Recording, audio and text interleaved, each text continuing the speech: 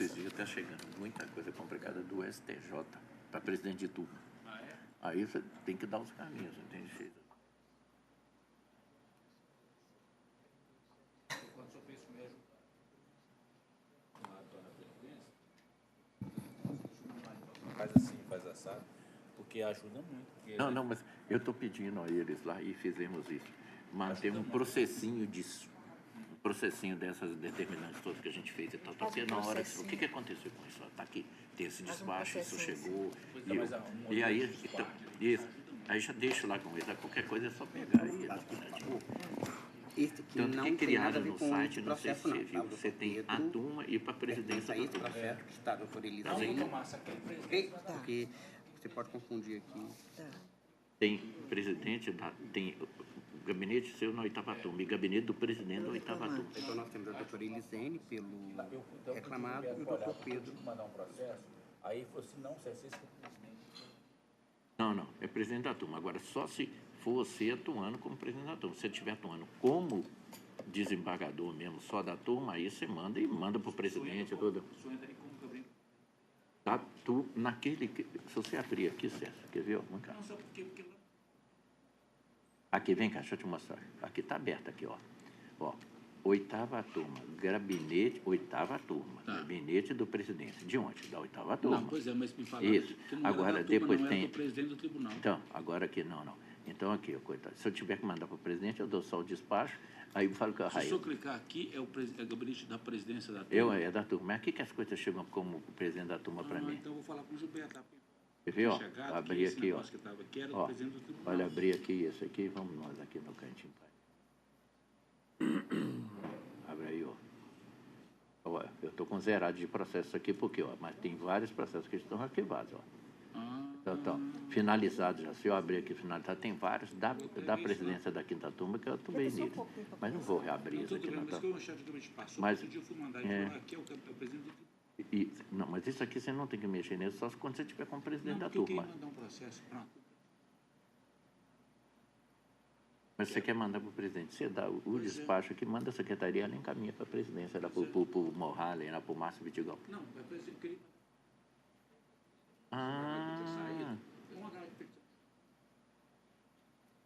Pagador turno, a turma saiu. A turma para ele escolher lá, Ele reticula entre eles. Então, eu faço o seguinte, ao invés de mandar para ele, eu distribuo na pessoa do presidente. Pois é, que aí assim ele também. deu o caminho. Não, eu também faço assim, mas eu queria ver. Se eu tivesse um jeito direto, para ele escolher. Aí ele falou que não, que esse presidente, quando aparece para gente, o presidente que aparece. Mas isso aqui é para presidente, criou com a presidente de turma. São as... Achar aqui onde é que estava aqui. Parece, você pode saber que é fumo. Só a confusão mesmo, Vou começar então, tá? Estando na hora regimental, suplicando proteção a Deus, dou por abertos os trabalhos da oitava turma do Egrégio Tribunal Regional do Trabalho da Terceira Região. Cumprimento os colegas desembargadores, a ilustre e querida representante do Ministério Público, com satisfação retorna de férias, para nos ajudar na nossa atuação. Cumprimento os servidores, os ilustres advogados, e coloco em discussão a ata da sessão anterior. Sem objeção, tenho a ata por aprovada. Vamos passar ao julgamento dos processos da pauta, observada a preferência regimental. Com a palavra, a doutora Ana Maria. Senhor presidente, fazer o registro pelo falecimento do senhor Aguimar Alves Pinto, pai da doutora Maria Cecília Alves Pinto, nosso colega desembargadora, ocorrido anteontem, que a família possa relevar e sublimar essa perda. Perfeito. Nós todos já fizemos esse registro também no grupo da turma e tudo, mas a manifestação da doutora Ana Maria será devidamente registrada na ata dos trabalhos e remetida à família enlutada, transmitindo-lhe a nossa solidariedade nesse momento de dor e saudade. Perfeito? Com a adesão do Ministério Público e de todos os presentes. Vamos passar... Tem algum processo que tem que ser retirado de pauta? Tem um processo que está até na sustentação oral, sim, doutor, em que as partes apresentaram petição de acordo. Vossa Excelência gostaria de aguardar, então, um momento dessa, na hora que esse processo for apregoado para sustentação oral, a gente retira de pauta. Os dois advogados estão aí, doutora. Estão aí, então. Então, por favor, por favor, faça o seu pregão. Pauta de 8h32, processo de número 16 da pauta de 8h32, processo de número 11.392, 96 de 2017, processo proveniente da 30ª Vara do Trabalho de Belo Horizonte. Recorrentes: Uber Internacional, Uber Internacional BV, Uber do Brasil Tecnologia e Samir Ribeiro de Oliveira, e recorrido os mesmos.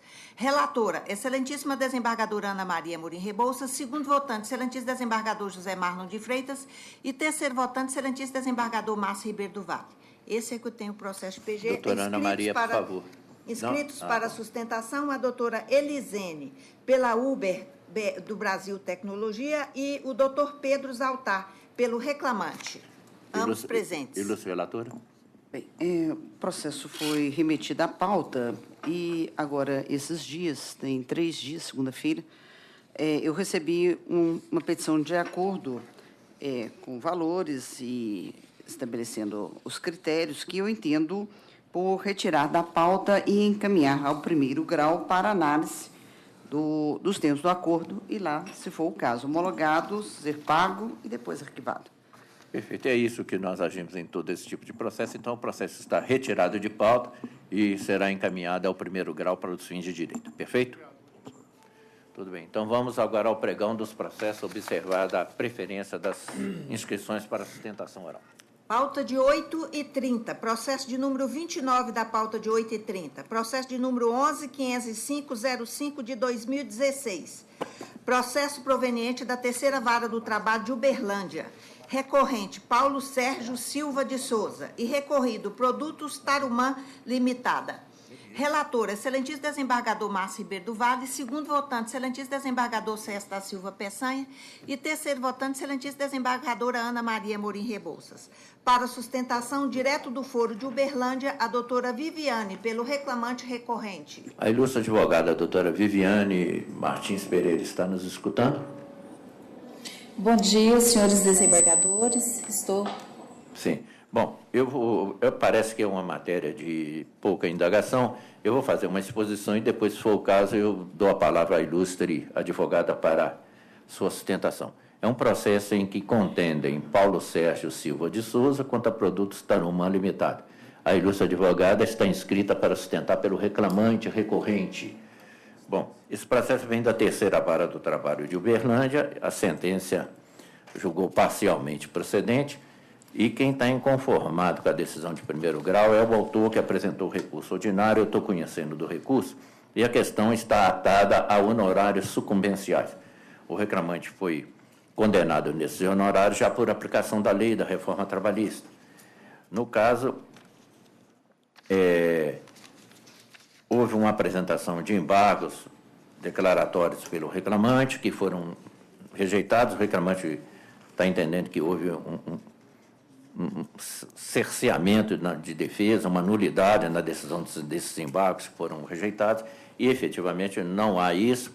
O reclamante, na verdade, queria que os embargos fossem conhecidos por confronto com o enunciado de um congresso da ANAMATRE, e efetivamente esses enunciados desses congressos não vinculam o judiciário. Nós decidimos de acordo com a lei, com as decisões dos tribunais superiores, mas não com o Congresso. Pode servir até de norte em certas orientações, mas, efetivamente, a fundamentação da decisão de primeiro grau está precisa e não há nulidade nesse caso, não. Mas, todavia, o reclamante foi condenado em honorários e por aplicação da lei da reforma trabalhista, que nós sabemos que só entrou em vigor no dia 11/11/2007. Acontece que essa demanda, essa reclamatória, ela foi ajuizada em 16 de agosto de 2016. E, evidentemente, que no ajuizamento, nenhuma das partes teria condição de antever, de adivinhar que no futuro surgiria uma lei que falaria em honorário de sucumbência. Então, efetivamente, nessa hipótese, é impossível a aplicação da lei da reforma trabalhista, a 13.467 de 2017, para condenar em honorário. Então, eu estou dando provimento ao recurso para excluir o pagamento desse honorário. Então, estou conhecendo do recurso manejado e, no mérito, estou dando provimento para isentar o reclamante do pagamento dos honorários. A ilustre advogada quer sustentar? Não, Excelência. Dou-me por satisfeita. Doutor Cécio. De acordo. Doutora Ana. De acordo. Então, julgamento unânime nos termos do voto do relator. Cumprimento o pessoal aí no Foro de Uberlândia e desejo a todos um bom dia de trabalho. Bom dia. Cortada a conexão, faça-se o pregão do processo seguinte. Pauta de 8h30, processo de número 11 da pauta de 8h30. Processo de número 10.378/32 de 2016. Processo proveniente da 6ª Vara do Trabalho de Belo Horizonte. Recorrente, Ana Helena de Souza Campos. E recorrido, Ana Lúcia Reis Aprígio. Relator, excelentíssimo desembargador Márcio Ribeiro do Vale. Segundo votante, excelentíssimo desembargador César da Silva Peçanha. E terceiro votante, excelentíssima desembargadora Ana Maria Amorim Rebouças. Para sustentação, doutor Richard, pela reclamante recorrente. É presença. Eu estou sustentando pela reclamada recorrente. Sim, Excelência. Pela reclamada. Reclamada, recorrente. Tem a palavra, doutor, por favor. Excelentíssimo senhor desembargador-presidente, a qual na sua pessoa eu cumprimento os demais votantes, os colegas advogados aqui nessa Casa de Justiça, servidores. O caso dos autos trata-se de um ordinário interposto no dissídio individual, no qual a reclamante pleiteou a integração à remuneração de possíveis verbas recebidas fora dos recibos salariais, prestação de serviço que não estava contemplado na carteira de trabalho, horas extras, devido a uma relação que tinha de cuidadora da genitora da aqui recorrente. Recebida a inicial, marcada a audiência inicial, o feito foi instruído e resultou numa sentença de parcial procedência dos pedidos, no que diz respeito especificamente às horas extras, à integração na remuneração de determinadas verbas, bem como a determinação de retificação da CTPS. E o que me faz especialmente assomar essa tribuna é a questão no que diz respeito ao salário complessivo.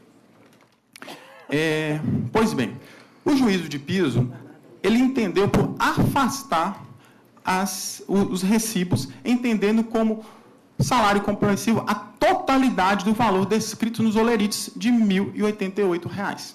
A defesa sustentou que esse valor condizia a horas extras, o salário mínimo previsto na CTPS, como tal foi anotada, e vale transporte. Não me cabe aqui fazer a definição de salário complessivo. Vossas Excelências sabem muito bem a definição, eu não teria essa vaidade nem intenção de demonstrar o que seria salário complessivo. Sua Excelência, desembargador Márcio, em diversos precedentes, sempre cita que o objetivo de salário complessivo é evitar fraude, né? Evitar que diversas rubricas sejam mascaradas naquele valor que está inserido no recibo salarial. Pois bem, o que eu pretendo aqui é uma revisitação desse tema, que Vossas Excelências se debrucem realmente sobre esses salários, essas verbas salariais que estão descritas nesses recibos. Mas, antes disso, eu gostaria de fazer um adendo que me chama muita atenção nesse caso. A recorrente, ela contratou a recorrida para cuidar da mãe dela, em decorrente de um grave acidente automobilístico que a deixou enferma, deixou em estado vegetativo no Hospital Felício Roxo. Então, ela contratou, teve uma relação quase que, a meu ver, doméstica. Então, o que nós estamos tratando de uma reclamada, de uma reclamante que tem por trás uma contabilidade, que tem um jurídico, que poderia dar assistência no que diz respeito aos recibos salariais, né? A gente sabe que Vossas Excelências têm que aplicar a lei de acordo com os fins a que ela se destina. Então, o que eu peço inicialmente era para se atentar a essa questão do caso. Uma relação praticamente doméstica, que teve que se contratar uma cuidadora de idosos do dia para a noite, face ao estado vegetativo que se encontrava a genitora da minha constituinte. E o exame dos recibos, e é verdade, e por questão de lealdade e cooperação com Vossas Excelências, alguns não contêm discriminação, e eu digo alguns, dos valores. Mas todos têm a discriminação no alto de salário mínimo, salário, hora extra, vale transporte. Todos contêm a discriminação. Ao longo do pacto contratual, superado aquele momento inicial do choque do acidente, a gente percebe que os recibos vieram melhorando. Alguns recibos não eram mais aqueles recibos feitos em casas, comprados em padarias, realmente feitos por computador, com assistência contábil, e passaram até a discriminação das rubricas. Mas a gente pode perceber, mas talvez a ausência da discriminação daquela verba no condizente à hora extra poderia induzir a fraude, que Sua Excelência muito se preocupa nos seus precedentes, desembargador Márcio. Mas a resposta é negativa. E o porquê que eu digo isso? O salário mínimo já estava anotado na CTPS. Então, não se tem dúvida de qual era o valor do salário mínimo. As horas extras que estavam pagas naqueles recibos salariais, elas eram sempre em valor fixo. E por que eu estou aqui a dizer? Porque ela trabalhava no regime de plantão de 24 horas. Então, uma semana eram dois plantões, outra semana 3. Então, as horas extras variavam de uma semana a outra, de acordo que era 2 ou 3. E essa tese que eu estou a sustentar das horas extras que não eram variáveis, elas foram acolhidas na defesa. Elas foram acolhidas na defesa. Então, o que nós temos é que os recibos permitem saber qual que é o valor do salário mínimo que estava disposto na CTPS e as horas extras eram invariáveis. Então, nós não temos aqui um recibo que está dizendo o valor de 1.088 e que sem qualquer discriminação. Sempre no alto, à esquerda tem HE/VT/salário. Então, se permite, sim, verificar e se chegar qual que era o valor recebido. Qual que era o valor recebido. E eu peço aqui que realmente a gente avalie esse caso aqui com a devida atenção, tendo em vista essa situação peculiar, essa contratação quase que doméstica entre a reclamante e a recorrente. No entanto, e aqui em tese subsidiária, caso não afastado esse salário complessivo que se pretende aqui da tribuna, seja, então, pelo menos ele, nos recibos que não tem a discriminação das verbas salariais, porque tantos outros têm. Porque se Vossas Excelências confirmarem o entendimento sentencial, a gente está estendendo o salário complessivo para diversos recibos que têm a correta discriminação salarial. Né? Haveria, talvez, aqui um enriquecimento ilícito por parte da recorrida.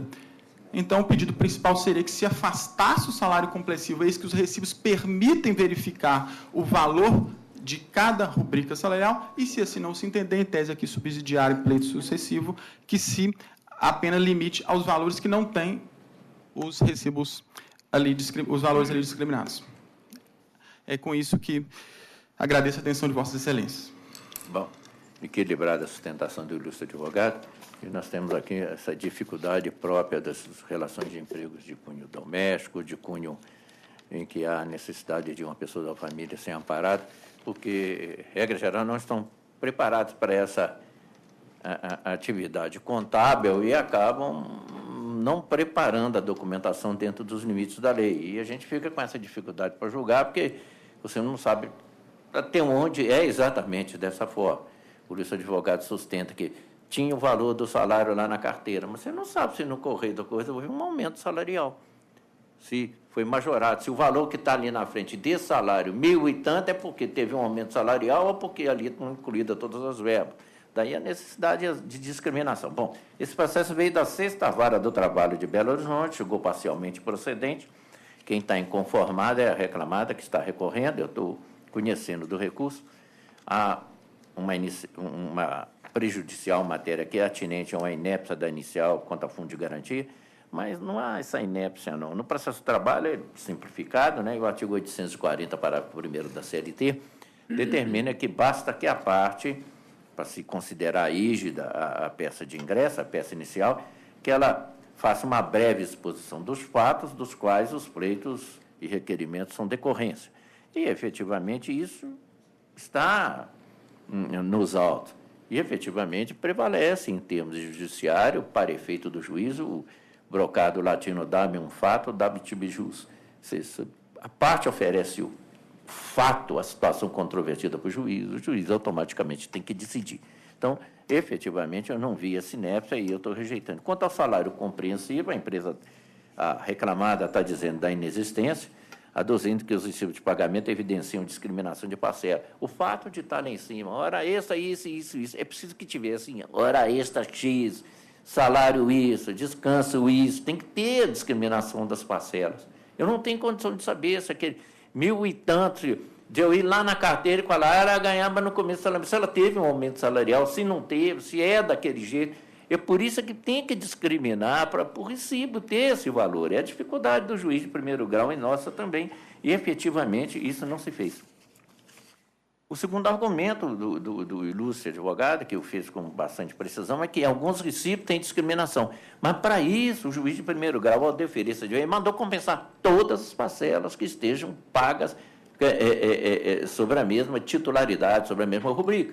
Então, aquelas recibos, naqueles recibos onde são discriminados, várias vezes isso, tudo isso vai ser compensado, porque isso foi determinado em primeiro grau. Então, até o enriquecimento indevido que poderia existir, ele deixa de existir diante dessas deduções autorizadas. Eu, embora cumprimente o advogado, eu sinto essa dificuldade, eu vejo a minha esposa lá, quando vai fazer o recibo da empregada lá, ela entra lá, mas o INSS, hoje o programa, hoje o site do INSS te dá o recibo quase que pronto lá, já com as parcelas discriminadas e tudo, e tal, exatamente para evitar essa coisa, né? Se criou uma forma... E o recibo? Não, já imprimi lá. Então, tá bom, tá certo. Mas a dificuldade que é para todo mundo mesmo, porque não é uma vivência de todo dia. Mas, malgrado as bem lançadas razões do ilustre advogado, os nossos respeitos a ele e à parte, eu estou negando o provimento. Doutor Cécio. Senhor presidente, eu vi a dificuldade desse processo, com a relação realmente doméstica, a questão cuidando de uma pessoa em tratamento de saúde, é uma situação delicada mesmo. Mas tem recibo aqui, por exemplo, você pega as folhas, logo no início de 26, porque tem um período sem carteira, que é reclamado, inclusive, admite, não um período que a reclamante falou, mas um outro período, o valor lá vem R$ 1.200, fechado, não tem nada, está R$ 1.200. E o juiz colocou o salário de 88, que foi a pretensão da reclamante, quer dizer, tem um recibo aqui que não tem nada, é 1.200 e pronto. Folhas 23 a 26, sabe o melhor juízo. Depois, tem recibo, que vem um recibo assim, vem assim, no início, salário barra hora extra barra vale transporte. Mas não tem jeito. Depois tem recibo que não tem nada. Depois tem recibo feito no computador, que vem salário, vale transporte. Quer dizer, do jeito que está aqui, realmente ficou muito difícil para o empregador, lamentavelmente. Então, eu estou entendendo que, em face do que está no processo, não tem jeito de ser uma decisão diferente da que dada pelo juiz e que Vossa Excelência está fazendo. Lamentavelmente, eu estou acompanhando o voto, senhor presidente. Ana Maria. As dificuldades próprias dessa atividade doméstica, né, mas é a forma que foi apresentada, não tem outra decisão. Acompanhe. Então, o julgamento unânime nos termos do voto do relator. Bom dia, doutor. Bom dia. Pregão, processo seguinte. Pauta de 8h33. Processo de número 19 da pauta de 8h33. Processo de número 10.991, 26 de 2017. Processo proveniente da Vara do Trabalho de Muriaé. Recorrente, Ângela Bernadette Neves da Silva. E recorrido, Comércio e Distribuição Sales Limitada. Relator, excelentíssimo desembargador José Marlon de Freitas. Segundo votante, excelentíssimo desembargador Márcio Ribeiro do Vale. E terceiro votante, excelentíssima desembargadora Ana Maria Morim Rebouças, em face da declaração de impedimento do desembargador César da Silva Peçanha. Para sustentação direto do foro de juiz de fora, inscritos o doutor Guilherme, pelo reclamado recorrido, e a doutora Alessandra, pelo reclamante recorrente. Os dois advogados estão presentes? Acho que só o doutor Guilherme. Senhor presidente, a secretária já constou, mas é só para ressaltar, está registrado o meu impedimento para atuar nesse presente feito. Perfeito. Bom, como aqui nós temos um processo em que há uma recorrente e uma recorrida, e parece que há inscrição pelos dois, eu passo primeiro a palavra à advogada da recorrente, Ângela Bernadette. Senhor presidente, bom dia. Bom dia, doutor. A doutora Alessandra ela não se encontra presente. Bom, como a ilustre advogada não se encontra presente, o horário já se escoou, eu vou passar a palavra, então, ao advogado da empresa recorrida, Comércio e Distribuição Sales Limitada. Mas antes que... É o doutor Guilherme, não é isso? Isso. Perfeito. Mas antes que o doutor Guilherme possa fazer a sua sustentação, eu pediria ao ilustre relator, se ele não se opuser, que lesse a conclusão do seu voto, por favor. Não, de maneira alguma, presidente. A conclusão que eu encaminho é a seguinte: eu conheço do recurso interposto pela reclamante e, no mérito, a ele estou propondo dar um provimento parcial para excluir da sentença a condenação da reclamante ao pagamento de honorários sucumbenciais em proveito dos advogados da reclamada. E adoto, quanto ao mais, as razões de decidir contidas nas sentenças. Na sentença, é um rito sumaríssimo. É nesse sentido que eu estou votando, presidente. Então, doutor Guilherme, o único provimento é para excluir os honorários. No mais, está confirmando a decisão. Se o ilustre advogado achar que é necessário, tem a palavra para sustentação oral. Senhor presidente, eu perguntaria apenas se há alguma divergência quanto ao laudo pericial, aos danos morais. Não, quanto ao mais, está sendo confirmada a decisão. Eu estou acompanhando, doutor Sérgio. Eu não participo, senhor presidente. Desculpe. Doutora Ana Maria. Eu também acompanho. No mais, os membros da turma estão todos acompanhando, o provimento é só esse mesmo. Perfeito? Perfeitamente, senhor presidente. Para não tomar o tempo de vossas excelências, eu dispensarei a sustentação. Perfeitamente. Então, a conclusão do julgamento é essa que foi ditada e lida pelo ilustre relator. Eu encerro o julgamento nesses termos, cumprimento o pessoal aí na Manchester Mineira e desejo a todos um bom dia de trabalho. Bom dia, muito obrigado. Pregar o processo seguinte. Pauta de 8h31. Processo de número 29 da pauta de 8h31. Deixa eu abrir aqui, doutor Márcio.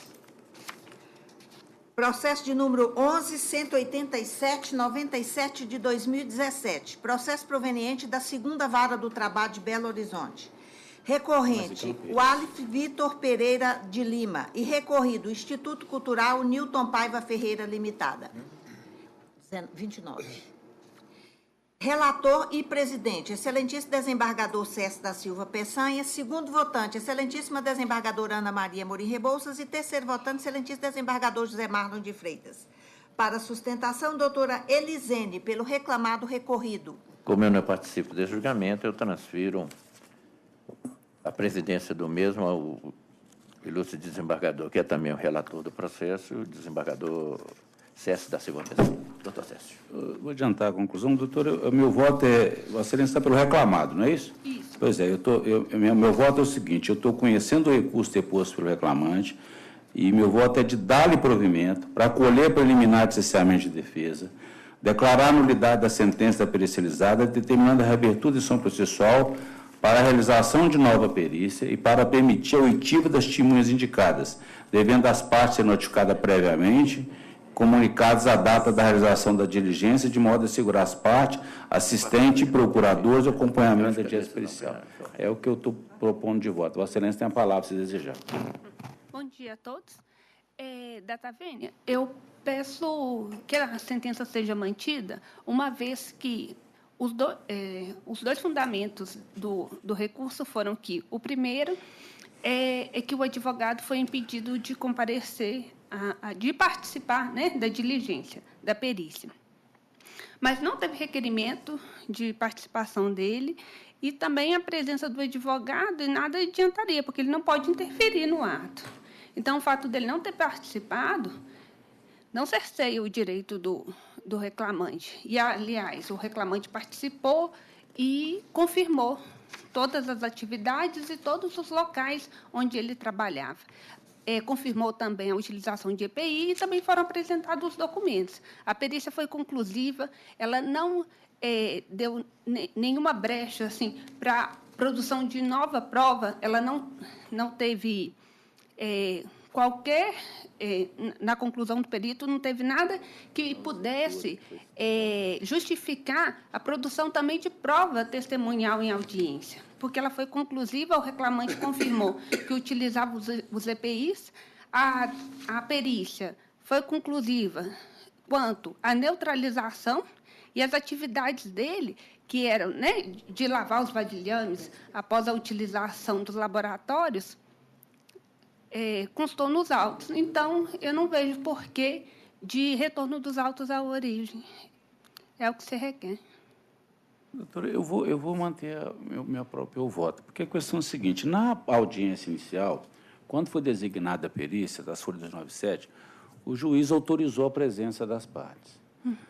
Quando chegou a realização da perícia, o perito não permitiu o advogado do reclamante acompanhar. E no esclarecimento, a primeira coisa que o advogado fez foi isso, alegar nulidade, não permitiu. E qual foi a justificativa do perito? Eu não permiti porque o advogado da empresa não estava presente. Então, eu não podia permitir porque só tinha um advogado presente. Primeiro, porque eu entendo que o advogado é indispensável à administração da justiça. Se autorizada a presença das partes, o perito não pode recusar a presença do advogado, a não ser que tivesse vedação expressa pelo magistrado, né? E mais, me preocupou esse processo, porque o atestado de saúde ocupacional emitido pela empresa, ela fala de ambiente insalubre. Inclusive, agente químico, esse reclamante trabalhava no laboratório da reclamada, né? E lá no laboratório, inclusive, tinha cadáveres, porque era numa escola, né? Tinha cadáver que manuseava elementos químicos lá dentro. E o advogado impedido, e o prefeito, não, eu não permiti, porque só tinha um advogado do reclamante, então não tinha um advogado da empresa acompanhando. Mas se o advogado da empresa não quis acompanhar, tudo bem, mas o advogado, o perito não podia impedir ele de participar. E mais, teve um dos locais da perícia que o perito não foi, eu não estou me lembrado exatamente agora, mas eu posso olhar aqui e dizer se for necessário. Mas não bastasse tudo isso, quando chega na audiência, o juiz também falou que indeferiu o tipo de testemunha. E o laudo é desfavorável. E vem o ASO da empresa e fala que lá tem ambiente insalubre. E o perito fala que lá não tem ambiente insalubre. Então, com essa questão toda, eu não vejo outra alternativa senão anular essa perícia e determinar outra que se faça, né? E data máxima vênia, a não ser que o magistrado tivesse proibido expressamente, seria objeto de recurso policial, mas o perito dizer que o advogado não vai participar, porque o outro advogado não estava presente, se o outro advogado não quis ir, ou uma vez que na ata de audiência houve expressa autorização para as partes acompanharem. E quando se diz parte, eu não entendo que é só a parte e exclui o advogado, não. Se ela pode fazer, acompanhar, é um ato processual. Como ato processual, a parte tem o direito de acompanhar e, evidentemente, acompanhado do seu advogado. É assim que eu, data máxima vênia, entendo. E por isso é que eu, respeitosamente, eu mantenho o meu voto. Doutora Ana? A situação um pouquinho é delicada, porque a gente imagina como a situação está acontecendo lá no estabelecimento da reclamada. Chegam as partes, né, tem o preposto, tem o reclamante e chega o advogado. O perito, o que o perito tem para se valer? Ele tem que se valer a ata da audiência que o nomeou, que autorizou as partes. Então, eu entendo a situação do perito, mas também entendo a situação do advogado e suas prerrogativas. Então, aqui é uma orientação ao próprio juiz de primeiro grau e ao perito, que aí o advogado devidamente constituído, quando for autorizado as partes, ele também tem todo o direito para esses atos. Eu acompanho o voto. Doutor Zemar? Bom, as ponderações de Vossa Excelência são pertinentes e não tem como afastar, não. Qualquer dúvida que houver na instrução de qualquer processo, ele tem que ser, o processo tem que retornar à fase de instrução. É o momento mais importante do processo, é a instrução, nem é a sentença, é a instrução. A instrução dela decorre praticamente tudo para frente, não é? De modo que a menor dúvida que houver tem que ser sanado. Eu estou de acordo, presidente. Então, resultados pelo campo, unanimidade, nós temos do voto relator. Bom dia, doutor. Levou a presidência. Pregão, processo seguinte. Continuamos na pauta de 8h31, processo de número 26 da pauta de 8h31. Processo de número 11.055.66 de 2015. Processo proveniente da 34ª Vara do Trabalho de Belo Horizonte. Agravante, Brena Pinheiro Rodrigues e Azul Linhas Aéreas Brasileiras S.A. E agravados mesmos. Relator e presidente, excelentíssimo desembargador César da Silva Peçanha. Segundo votante, excelentíssima desembargadora Ana Maria Morim Rebouças. E terceiro votante, excelentíssimo desembargador José Marno de Freitas. Para sustentação, doutora Gisele, pela reclamada agravante. Doutor Césio, presidindo. Vou adiantar também, doutora. Eu estou conhecendo os agravos de petição interposta pelo exequente e pelo executado. Meu voto é no sentido de dar provimento parcial ao agravo de petição interposta pelo exequente para determinar a retificação dos cálculos com o correto cômputo adicional de 150% para as horas intervalares prestadas em domingos e feriados. e também do provimento do agravo de petição interposto pela executada imparcial para determinar que seja aplicado o índice oficial de remuneração básica da caderneta de poupança TRD para os débitos trabalhistas devidos até 24 de março de 2015. E, a partir de 25 de março de 2015, a correção deve ser realizada pelo índice de preço ao consumidor amplo, PCAE. Estou fixando as custas aqui de 44,26 pela executada. Okay. Vossa Excelência tem a palavra. Bom dia, Excelências. Muito obrigada pela preferência que foi me dada. Fiz um transplante e realmente está me trazendo muito... Né? De toda forma, agradeço. Bom dia a todos.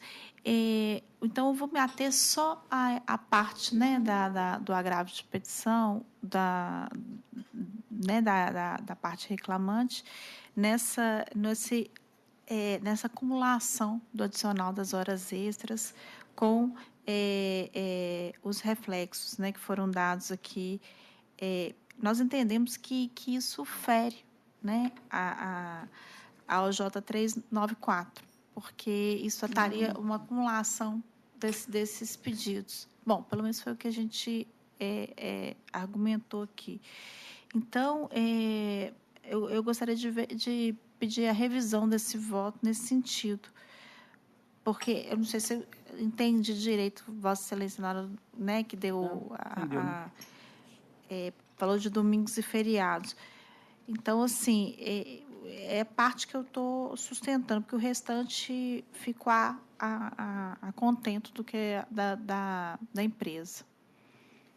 É só isso, brevemente. Só explicitar, na verdade, talvez vocês tenham entendido eu acho que eu não entendi direito. Eu estou dando quanto ao percentual só, porque o que acontece? A convenção coletiva, ela determina que, no caso de domingos e feriados, a hora tem que ser paga com um adicional de 100% e sobre o valor da hora constitucional mais 25% de repouso, fazendo um total de 150%. Então, a convenção manda aplicar 150%. Não, então, a cláusula normativa 10.1 da convenção. E aí, o juiz, no processo de conhecimento, determinou que se aplicasse para as horas extras o adicional convencional. Isso. Então, nessas horas de intervalo, para trabalhar domingo e feriado, que o perito calculou, ele não aplicou o percentual de 150%. Então, eu só estou dando provimento para determinar a aplicação do percentual previsto na convenção coletiva para isso. Não. É isso, não tem essa questão da reflexão. Então, eu peço vênia, Excelência, porque eu não tenho direito. Não, tudo bem. Tá? Muito obrigada, mas o restante está tudo ok, né? Foi a contento para a empresa. Muito obrigada. Perfeitamente. Deixa eu colher os demais votos. Obrigado. Tá? Doutora Ana? Eu estou de acordo. Doutor Zé Mar? Então, assim se decide. Obrigada. Pregar processo seguinte. Doutor Césio. Pois não. Esse 36 não é pedido de preferência, é sustentação. Tá? 36? Deixa eu abrir aqui, eu não sei o que é mais. Continuamos na pauta de 8h31. Processo de número 36 da pauta de 8h31. Processo de número 11.339.46 de 2016. Processo proveniente da 14ª Vara do Trabalho de Belo Horizonte. Recorrente, Wellington Silva e Urca Auto Ônibus Limitada. E recorrido os mesmos. Relator e presidente, excelentíssimo desembargador César da Silva Peçanha. Segundo votante, excelentíssima desembargadora Ana Maria Morim Rebouças. E terceiro votante, excelentíssimo desembargador José Marlon de Freitas. Para sustentação, doutor Eduardo, pela reclamante recorrente, pela Auto Ônibus. Reclamada. Pela reclamada recorrente. Então, presidindo o julgamento, o desembargador César da Silva Peçanha. O ilustre procurador tem a palavra. Excelentíssimo senhor presidente, ilustre relator, demais componentes da egrégia turma, colegas aqui presentes, bom dia. Bom dia. Eu vou falar especificamente sobre três temas. O primeiro deles diz respeito à insalubridade.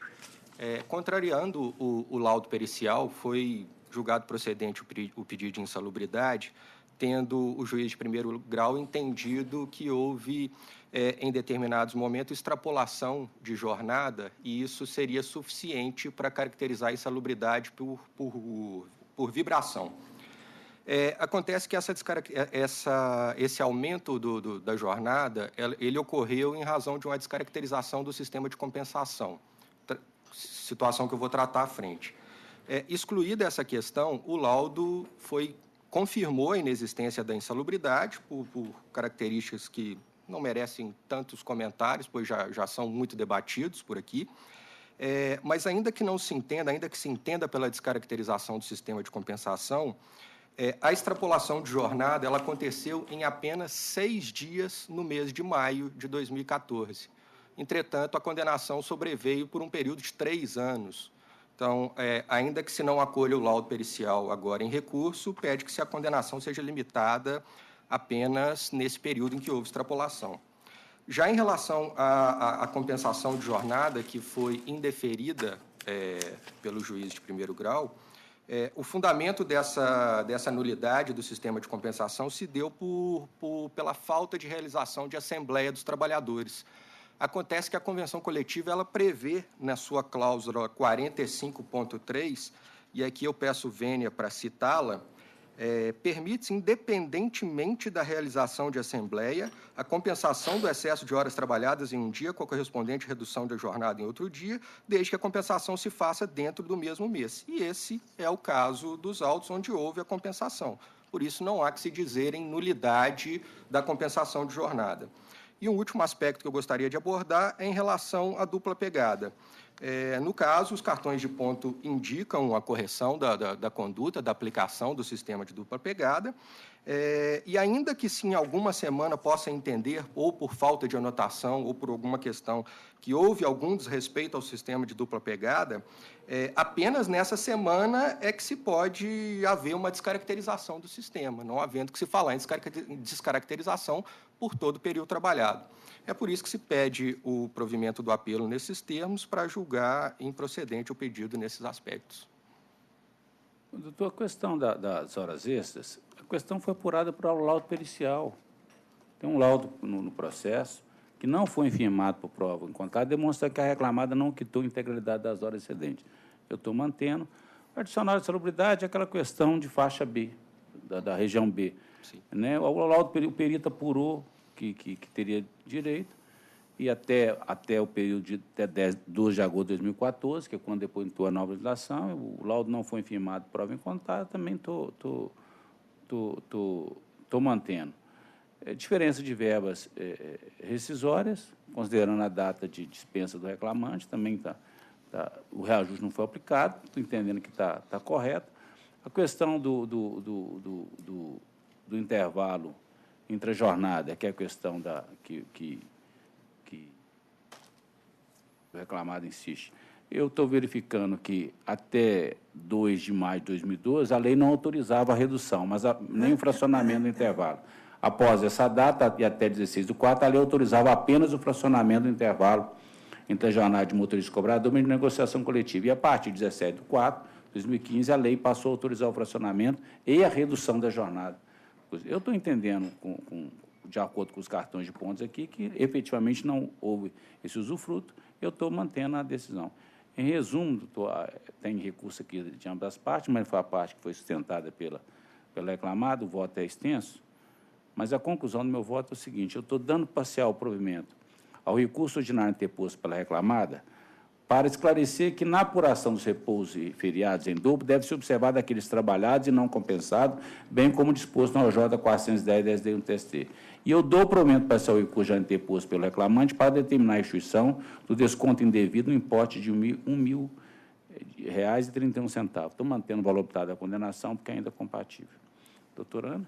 Estou acompanhando. Doutor Zé Mara? Peço a ver na sustentação e acompanho, senhor presidente. Então, assim decide por unanimidade em cima do voto do relator. Muito obrigado. Antes do tempo, eu acuso também o recebimento de memorial também apresentado pela reclamada, analisei. Perfeito, obrigado. Bom dia. Obrigado. Pregão, processo seguinte. Pauta de 8/32. Processo de número 8/32, o advogado já sustentou. Ausente. Então, vamos para a pauta de 8/33. Pauta de 8/33. Processo de número 26. É uma preferência regimental, doutor Zemar. Processo de número 26 da pauta de 8/33. Pode julgar isso aí. Processo de número 11.360/18 de 2017. Processo proveniente da 2ª Vara do Trabalho de Passos. Recorrentes, Flávia da Silva Pimenta e Royal Parks Motel Limitada. E recorrido os mesmos. Relator, excelentíssimo desembargador José Marno de Freitas. Segundo votante, excelentíssimo desembargador Márcio Ribeiro do Vale. E terceiro votante, excelentíssimo desembargador César da Silva Peçanha. Para sustentação, doutora Fabrícia, pela reclamada recorrente. Uma preferência regimental, garanto que tem audiência. Então, tudo bem, só um momentinho. A ilustre advogada está presente, né? A senhora está sustentando pela Royal Park, é isso? Sim, excelência. Pelo Royal Park. O doutor Malo vai ler a conclusão? Então, tudo bem. Leio sim, presidente. Eu estou conhecendo os recursos interpostos no mérito, dando provimento ao apelo da reclamada para afastar a declaração da existência de vínculo empregatício entre as partes, absolvendo a reclamada da condenação que lhe foi imposta, inclusive no tocante aos honorários advocatícios.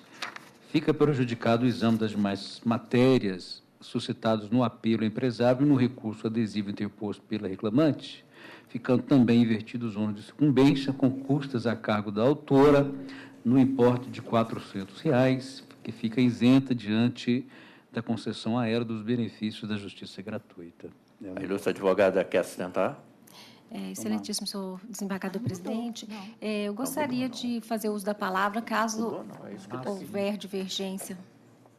Não, só um... Pois não, Tomás. É uma questão, senhor presidente, porque também ficou aqui invertido os honorários de sucumbência, inclusive catando a ponderação do doutor Sérgio, né? Né? Porque está jogando precedente e invertendo tudo. Isso parece que já consta aí, não consta? Por favor. Na conclusão final aqui... Mas já foi inserido lá. Como... porque na leitura aí ficou faltando. Vossa Excelência também está absorvendo os honorários periciais. Deixa eu abrir aqui, que está lendo. Não deixa ela abrir ali para ter certeza. Obrigado, Sérgio. Boa noite. Isso aí não, porque aqui já está retificado. Porque como a demanda está sendo julgada improcedente, está só a inversão. Tudo bem. A inversão da sucumbência já abrangeria mesmo julgando improcedente. Tá isso no voto que ela disponibilizado já tem essa questão dos honorários periciais. Deixa ela olhar ali para sair a certidão correta. Mas está aí sim, que eu votei nesse processo e concordei, e é esse que eu tenho na mão aqui, é exatamente isso. Consegui abrir isso aqui. Está na conclusão. Porque esse voto está assim. Eu não abri aqui, Sérgio. Tudo certinho? Bom, então, eu estou acompanhando, doutor Sérgio. Então, julgamento unânime, temos o voto do relator. Bom dia, doutora. Bom dia, muito obrigada. Pregão o processo seguinte. Continuamos na pauta de 8h33, processo de número 30 da pauta de 8h33. Processo de número 11.679.22 de 2014. Processo proveniente da primeira vara do trabalho de Betim. Recorrente, Sítio Casinha Branca. E recorrido, José Franca da Conceição. Relator, excelentíssimo desembargador José Marno de Freitas. Segundo votante, excelentíssimo desembargador Márcio Ribeiro do Vale. E terceiro votante, excelentíssimo desembargador César da Silva Peçanha. Para sustentação, o doutor Alexandre, pela reclamada recorrente. Pelo Sítio Casinha Branca. O doutor Mário poderia ler a conclusão, por favor, para orientar o ilustre advogado? Pois não, eu vou ler.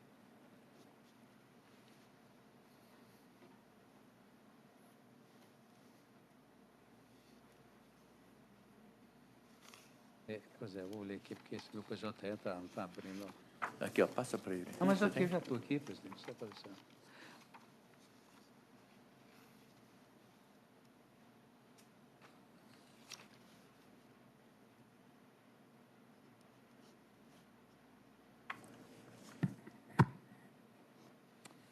Só um minutinho, presidente. Não.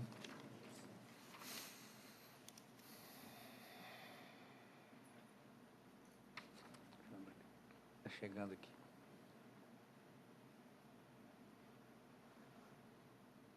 Aqui. O meu saiu aqui, olha. Está aqui, ó. Senhor presidente, a conclusão é a seguinte. Eu conheço do recurso ordinário interposto. No mérito, a ele dou parcial provimento para excluir da condenação o pagamento de pensão mensal vitalícia.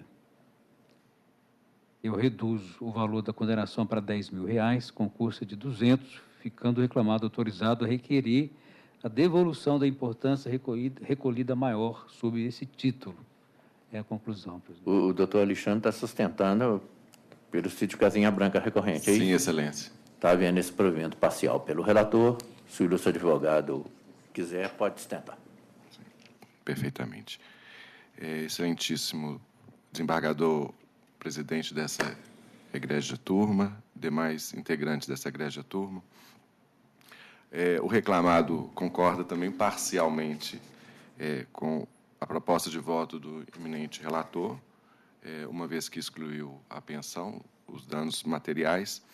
Todavia, reafirma o seu inconformismo com a condenação a danos morais relativamente a esse caso.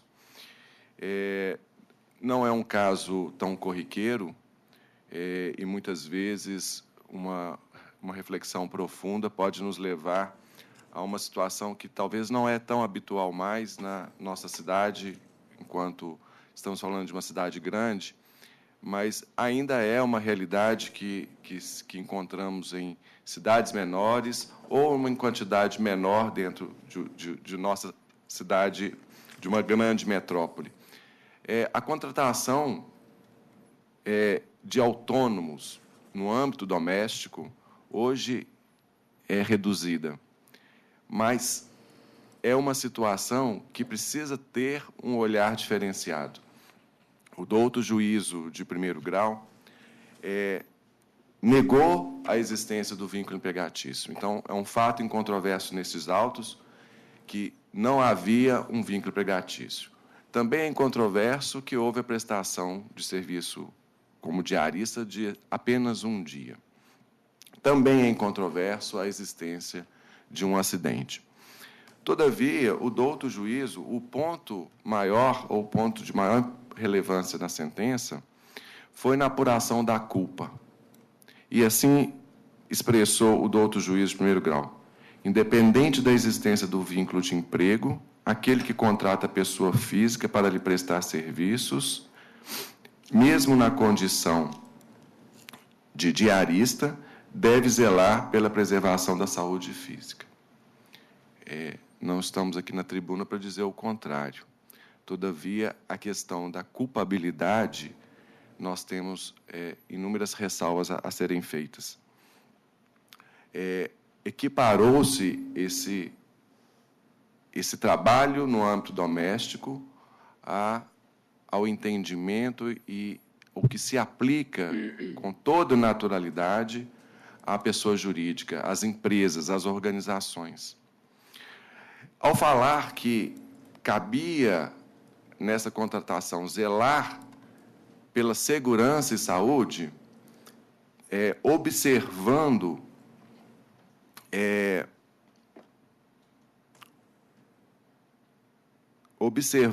os equipamentos básicos de segurança, precisamos trazer à tona uma pergunta: quais são eles? Que equipamentos básicos de segurança são eles aplicados no âmbito doméstico?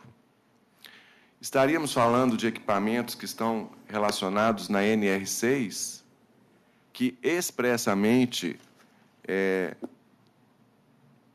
no seu item ponto 2, impõe à empresa, à pessoa jurídica, às organizações?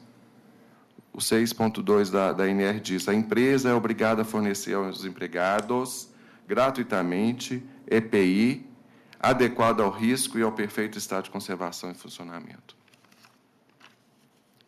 Nesse caso, o fundamento do douto juiz sentenciante, que a empresa deveria ter observado, que equipamentos são esses? Não existe legislação. Não existe uma aplicação que envolva, que obriga, que ultrapasse essa relação de autonomia. Eu vou mais adiante na nossa reflexão.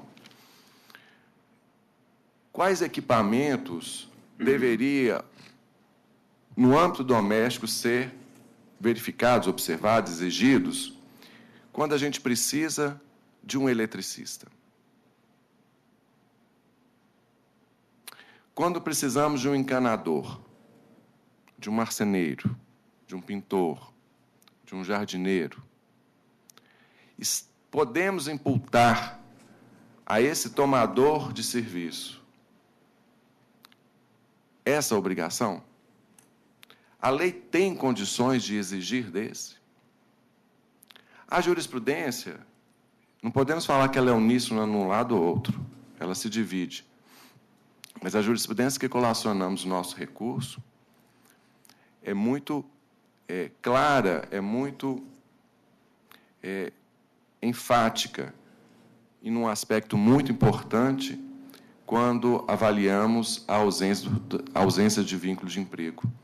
O autônomo, ele é que organiza a sua atividade, ele que deve zelar pela segurança, ele que deve, e geralmente é ele que fornece, possui os ferramentais, no caso de uma capina, no caso do cortador de grama, no caso do eletricista, que visita a nossa casa para fazer pequenos reparos, é ele que tem o conhecimento técnico, é ele que tem os ferramentais próprios. Como uma dona de casa ou um proprietário de um sítio, né, inclusive de sua própria residência, vai ter em suas mãos esse encargo. Definitivamente, a NR6 não é aplicável. Definitivamente, o doutor juiz sentenciante ele não apontou a obrigação legal nesse sentido. Por outro lado, não estaríamos aí diante de uma culpa exclusiva? Ou, pelo menos, de uma culpa concorrente? Se era ele a pessoa que habitualmente desenvolvia esse tipo de trabalho, cabia a ele ter esses cuidados.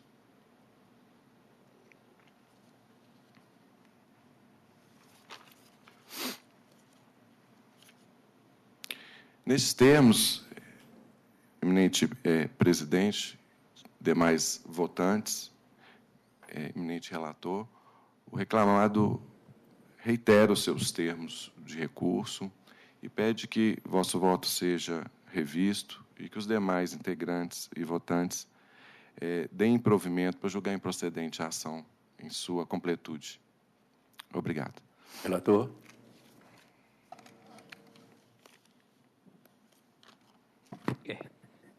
O caso é delicado mesmo. Todas essas indagações que o eminente procurador faz da tribuna, eu fiz para mim na hora de julgar esse processo e, enfim, houve um pedido de reconhecimento da relação de emprego, dizendo o autor que teria trabalhado lá, nesse sítio, por alguns dias. Ele não fez prova disso, mas a defesa admitiu que houve a prestação de serviço em um dia, admitiu também que neste dia houve o acidente de trabalho, sem controvérsia. Aí veio a questão, tendo havido o acidente no trabalho prestado por esse trabalhador, que então, por sentença, e ficou em controvérsia, era autônomo, diante da lesão sofrida, foi uma perda quase que total de um olho, e ele já era cego totalmente do outro, e ele não tinha uma perna. Nesse contexto, alguém que foi dado a ele a oportunidade de fazer um bico, por assim dizer, haveria, então, o direito de perceber deste dono do sítio uma indenização. Aí vem o juiz de primeiro grau, achou que sim, que a lesão de um olho, quase que total de um olho, junto com a lesão que ele já tinha do outro, cego, e junto com a condição física dele, sem uma perna, ele está totalmente incapacitado para o trabalho, e considerou que, embora naquelas condições precárias ele estava lá trabalhando, então ele teria sido frustrada totalmente a condição de trabalho dele a partir deste acidente. Eu fiquei muito preocupado com o processo e isso ficou lá na minha mesa, enfim. Então, senhor presidente, eu achei por bem considerar que a situação física dele, pessoal dele, já fazia dele um trabalhador mais ou menos incapacitado para o trabalho no geral. Mais ou menos por quê? Porque um pouquinho ele tinha, tanto que foi lá fazer esse trabalho no sítio, e parece-me que ele fazia, vez por outra, um bicozinho ali, aquela história toda. Até acho que esse réu deve ter dado a ele a oportunidade de fazer um serviço lá para ganhar um dinheirinho, porque a situação dele é quase de mendicância, e ele recebe do INSS um benefício LOAS, né? É LOAS, né? Que chama, né? Assim, que é equivalente a um salário mínimo. E ele, no passado, ele era um trabalhador comum. Acontece que, salvo me engano, em 1999, por aí, ele perdeu uma perna. Ele teve uma trombose. Eu suspeito que é uma trombose, porque parece que ele é diabético, tem problema coronariano, já fez duas ou três. Então, ele é um sujeito doente. Então, e em razão disso, já tinha perdido uma visão. Então, e dizer que, em razão dessa perda do outro olho, a capacidade de trabalho dele teria sido toda ela atribuída, poder se atribuir ao réu, eu achei um pouco demais, né? Aí eu achei que realmente tem direito à razão à defesa. Quanto ao olho que ele perdeu lá neste bico que ele estava fazendo, a indagação de que, olha, teria que fornecer a ele EPIs como se ele empregador fosse. Não é isto. Não é isto. O direito não regula a riqueza e a quantidade dos fatos sociais que acontecem. Não tem jeito. O direito é aplicado e, eventualmente, uma tentativa de fazer justiça a partir da sensibilidade de quem julga. É por aí que o direito tem que caminhar. É diante do caso concreto, aí é que está a beleza do direito, não é? Está certo. Até acho que este dador do dono do sítio não tinha que conhecer mesmo essas regras, EPI, não tem mesmo. Né? Mas o zelo mínimo que se pode esperar de qualquer pessoa, qualquer um, tinha de ter. Sobretudo, em razão das condições físicas daquele rapaz que foi lá trabalhar. Aí é que está. Eu estou entendendo que, em que pese ser já o dono do sítio, já uma pessoa mais idosa, inclusive, que não tinha mesmo que ter conhecimento de que quem vai trabalhar precisa dos IPIs, mas ele tinha que ter, na minha concepção, um mínimozinho, assim, esse moço não tem condições mais de trabalhar como um outro qualquer. Ele mal se equilibra numa muleta, porque, além de não ter uma perna, ele é cego de um olho. Esse moço, a condição física dele é muito precária. Então, já que vai fazer um trabalhozinho aqui, eu tenho que dizer para ela, não faça isto, ou, se for fazer, está aqui pelo menos um óculos. Algo nesse sentido. Porque o risco de esse rapaz ter um acidente era evidente. Evidente. O melhor, em que pese, tivesse sido a melhor das intenções desse moço, o dono do sítio. Então, foi por aí que eu imaginei e entender que um mínimo de culpa ele tem, e perder uma visão, já não tendo a outra, a coisa fica um pouco mais grave. Não, o argumento da tribuna de que, olha, o trabalhador autônomo, isso não é um trabalhador autônomo na concepção do que seja um trabalhador autônomo. Não é evidente que não é. Que autonomia? Como é que o moço desse pode se organizar nesse sentido para ser um trabalhador autônomo? Não tem a menor pertinência, com todo respeito, essa concepção da tribuna do trabalho autônomo para aplicar uma relação tão precária desse jeito. Senhor presidente, então, eu não paro por aqui, porque eu não tenho muito mais argumento para... Eu decidi desta forma, entendendo a situação desta forma. Se é melhor, eu não sei. mas, na minha concepção, é a mais justa, em que pese compreendendo a situação do réu, e em que pese também considerando a situação do autor, não é? Que vai ficar frustrado também, porque foi dado a ele, na primeira instância, uma pensão, que eu acho justa, porque hoje remontaria algo em torno de 50 ou mais mil reais, de um processo que se arrasta desde 2014, não sei por quê, que ele demorou tanto para ser julgado, não é? E aí é assim que eu estou votando, presidente. Perfeito. Bom, eu estou revisando esse processo. A primeira dificuldade que eu examinei ao começar a olhar o problema da competência nossa envolvendo um acidente do trabalho referente a um autônomo. A emenda constitucional 45 diz que é da competência da Justiça do Trabalho. Agora, não só as relações de emprego. De primeira era só a relação de emprego, mas as relações de trabalho, aí havia uma relação de trabalho. Então, competência tem. A partir daí, qual que seria a responsabilidade admitida essa competência? De qual das partes, numa situação dessa, que no único dia de trabalho ele sofre um acidente, vem e cai o galho lá, fere o outro olho dele, que ele enxergava um pouco. Essa preocupação, não só... Eu gosto, de vez em quando eu trago os problemas do dia a dia, porque eu fico julgando aqui e levo para casa também. Eu estou lá em casa, lá, esses dias lá, e aí... vai lavar as vidraças. Falei, quem vai lavar as vidraças? O fulano que trabalha lá de porteiro 12 por 24, no outro dia ele vai vir aqui, bom, 12 por 24, ele é empregado lá do condomínio, não tem nada com isso. Eu falei, então tudo bem, cheguei. Aí ele subiu num beiralzinho aqui, segurando na armação da janela. Eu falei, não, essa armação vai arrancar e vai cair lá embaixo. Falei com ele, vamos parar com essa limpeza aí. O que é? Vem comigo aqui, entra no carro. Fomos lá, comprei um cinto desse de segurança, com coital, comprei um A4. Agora, toda vez que você for lá, você pode até segurar lá na armação, onde você quiser. Você vai amarrar essa corda aqui no pilar que eu tenho no centro da sala, vocês viram lá, um pilar grande lá, amarra aqui e vai amarrar no cinto, porque se a armação da janela cair, você fica pelo menos de pendurado, dá tempo de eu chegar lá e te puxar para cima. Então, são preocupações que a gente tem no dia a dia da vida, quer dizer, então, você tem que olhar isso.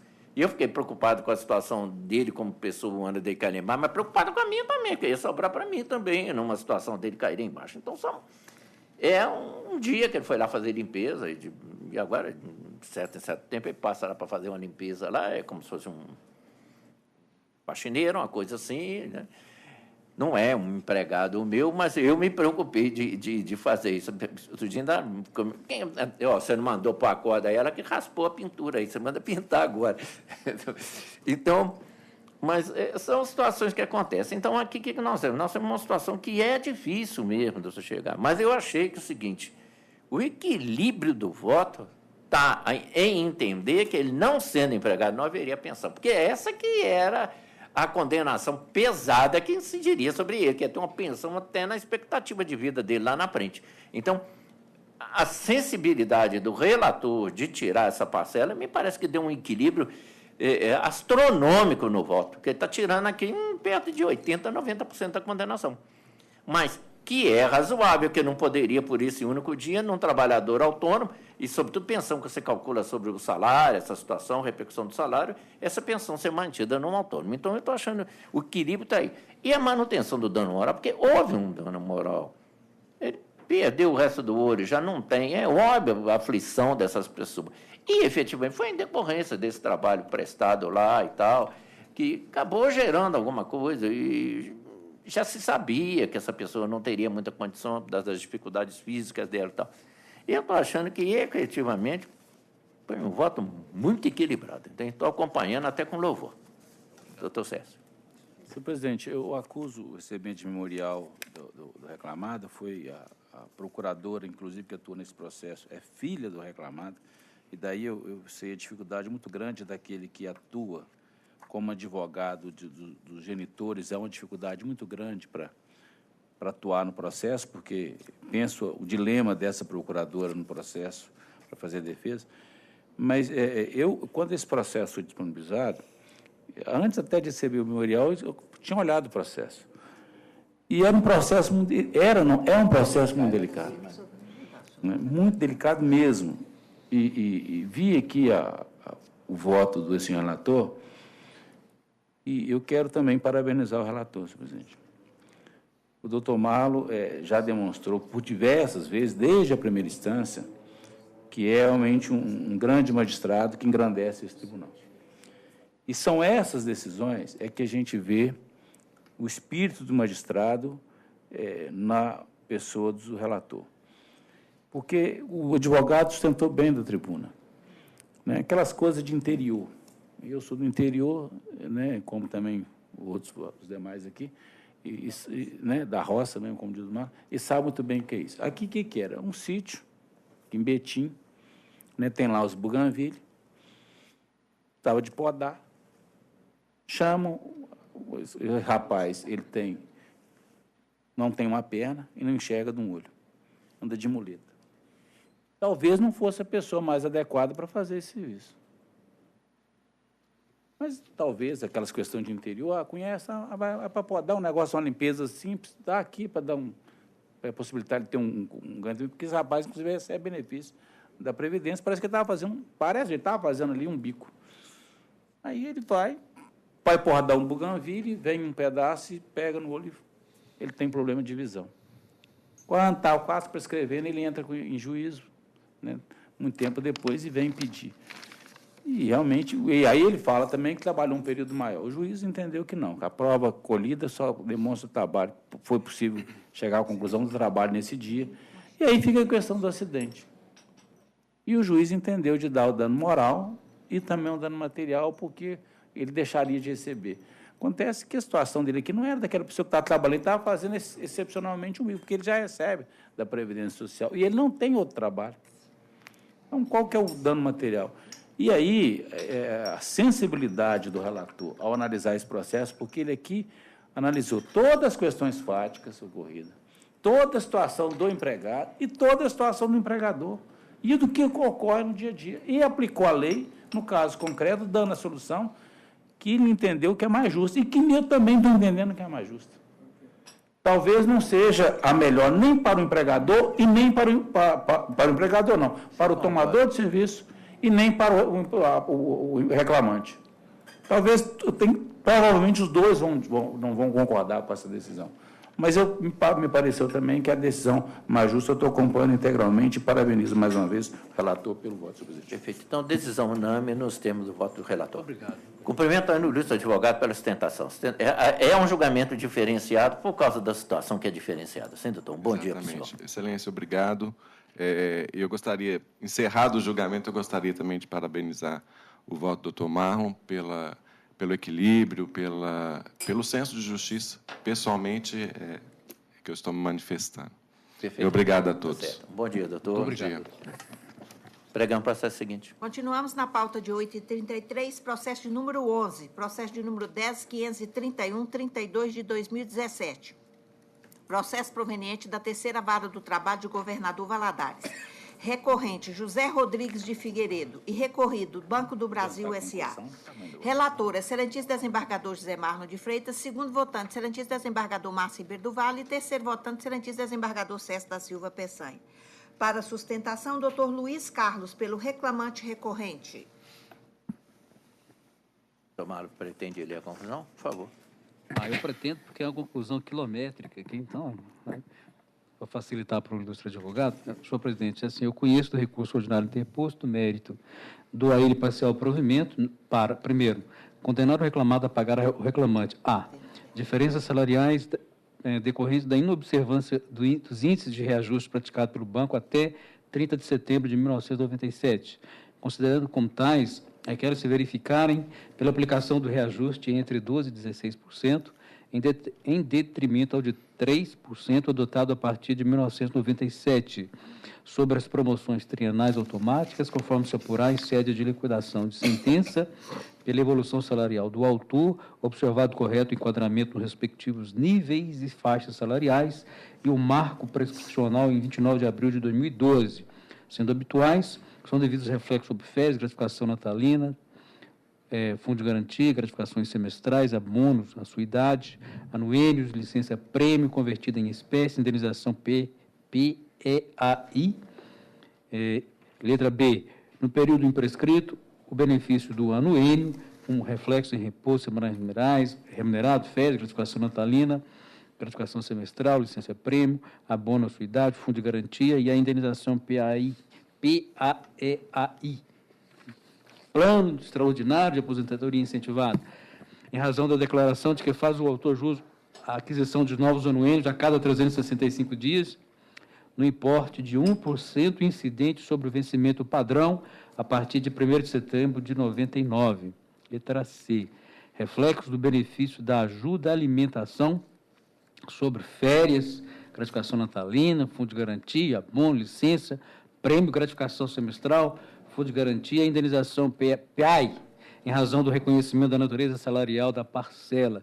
2.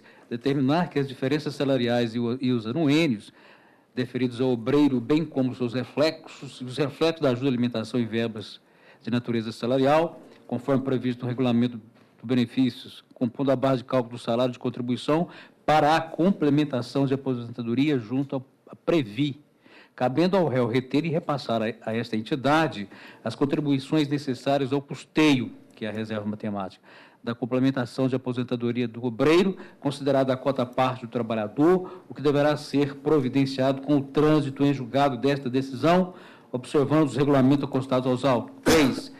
Considera autor os benefícios da justiça gratuita, autorizando-o a requerer a devolução da importância recolhida a título de custas.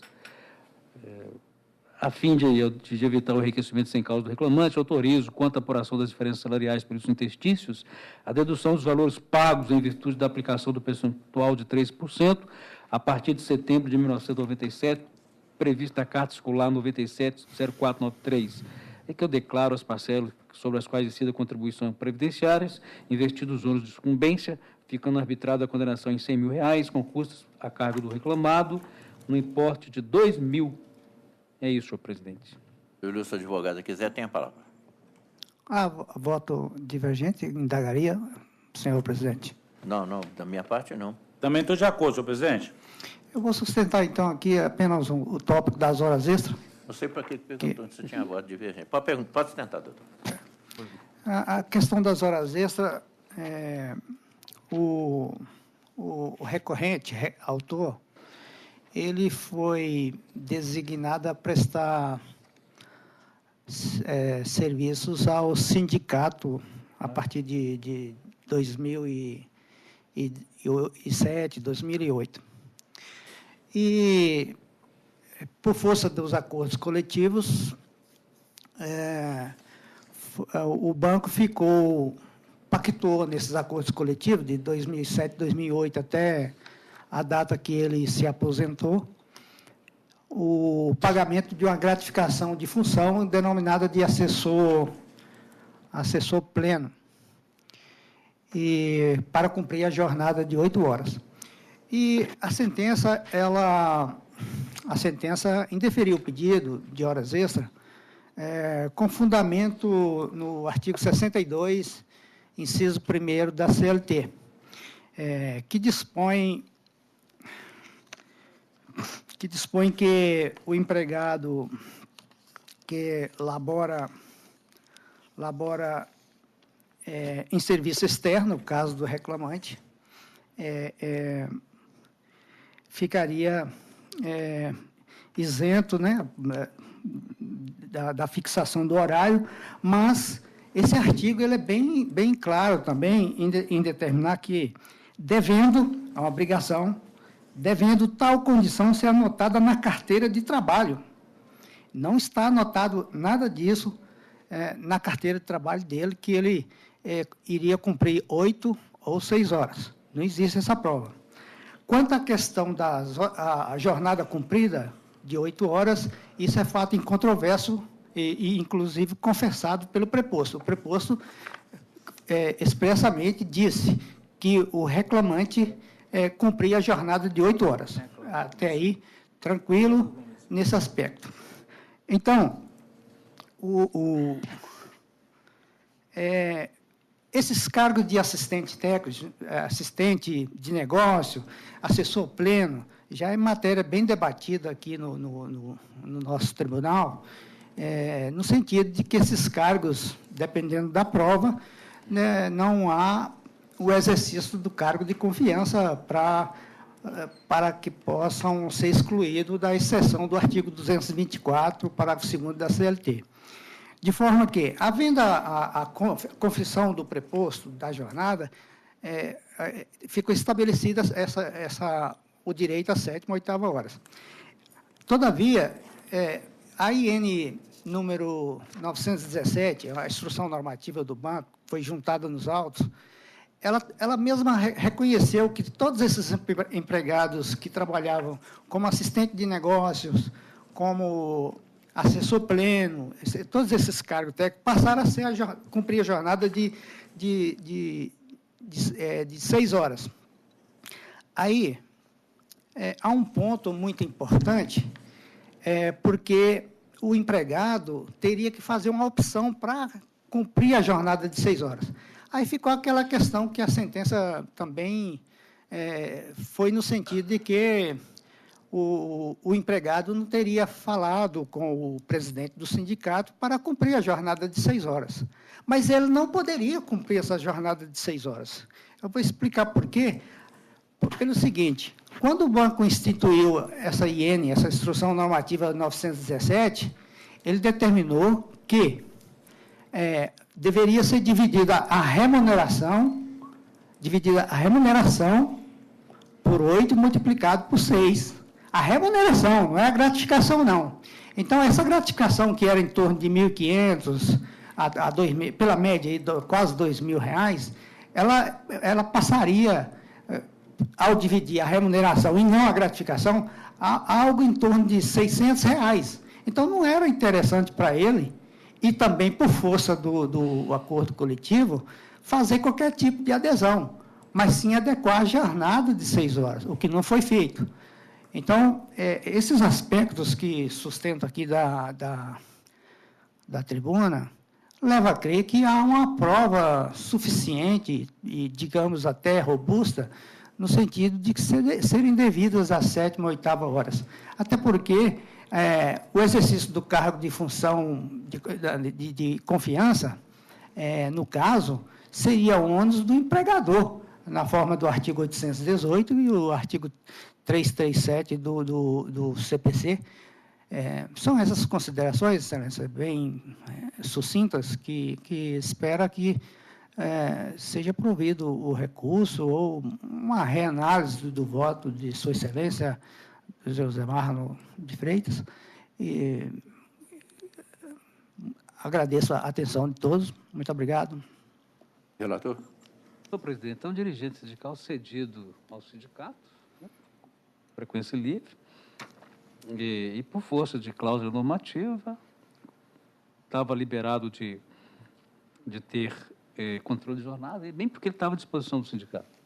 Eu mantenho meu voto, senhor presidente, eu não tenho nada a acrescentar, não. A norma coletiva é específica para dizer que há ônus para o banco, mas com exclusão de certas situações, trabalho noturno, insalubridade, periculosidade, hora extraordinária, isso tudo está aqui lançado. E ainda há uma comprovação de liberdade que o reclamante tinha. Ele não estava trabalhando em atividade bancária, estava trabalhando lá diretamente nas atividades da entidade sindical. Então, onerar mais o banco com essa situação, quer dizer, criaria, arrumava uma gratificação para ir lá dentro, o banco é tudo responsável, não pode criar acima daquilo que está garantido na norma coletiva. Estou acompanhando. Doutor Sérgio. Senhor presidente, eu também estou acompanhando integralmente. Muito obrigado. Então, julgamento unânime, temos o voto do relator. Bom dia, doutor. Bom dia. Pregão, processo seguinte. Continuamos na pauta de 8h33, processo de número 31, processo de número 11.756/18 de 2016, processo proveniente da 37ª Vara do Trabalho de Belo Horizonte. Recorrente, Diego Henrico dos Reis. E recorrido, EPO, Empreendimento, Participações e Obras Limitada, e VPC, Projetos e Construções Elétricas Limitada. Relator, excelentíssimo desembargador José Marno de Freitas. Segundo votante, excelentíssimo desembargador Márcio Ribeiro do Vale. E terceiro votante, excelentíssimo desembargador César da Silva Peçanha. Para sustentação, doutora Júlia, pela reclamada recorrida pela VPC. A doutora Júlia está sustentando pela empresa VPC, é uma das recorridas. Doutor Mário, poderia ler a conclusão, por favor? conheço do recurso interposto no mérito dole parcial provimento apenas para determinar que seja aplicado o IPCAE como índice de correção monetária a partir de 25 de março de 2015, e não 26 de março, mantido o valor da condenação porque é compatível. Na verdade, está negando provimento, só essa correção. Eu estou acompanhando, doutor Sérgio. Também. Quer sustentar, doutora? Não, excelência. Então, julgamento unânime, nós temos o voto do relator. Muito obrigada e bom dia. trabalho. Bom dia. Pregão. Terminar, nós temos o processo físico, nós temos algum... Tem um, mas não veio também. E aqui, tem algum no eletrônico que não veio? Tem, do então, doutor Zé Marlo, o 28 da pauta, processo... Doutor Zé Marlo, então vamos julgar. 28, processo de número 11.578.22 de 2017, processo proveniente da 12ª Vara do Trabalho de Belo Horizonte. Recorrentes, Adriana Fernandes de Araújo e MGS, Minas Gerais, Administração e Serviços S.A. Recorridos os mesmos. Relatora, excelentíssimo desembargador José Marlon de Freitas. Segundo votante, excelentíssimo desembargador Márcio Ribeiro do Vale. E terceiro votante, excelentíssimo desembargador César da Silva Peçanha. Para sustentação, doutor Jefferson, pela reclamada recorrente, ausente. Doutor Marlon. Conheço dos recursos interpostos no mérito do provimento ao apelo da ré para excluir da condenação o pagamento dos honorários periciais contábeis. Provejo parcialmente o recurso obreiro para considerar à autora os benefícios da justiça gratuita e excluir da condenação o pagamento de honorários comerciais a cargo da reclamante, arbitrados em 5% sobre o valor da causa, mantém o valor da condenação porque ainda é compatível.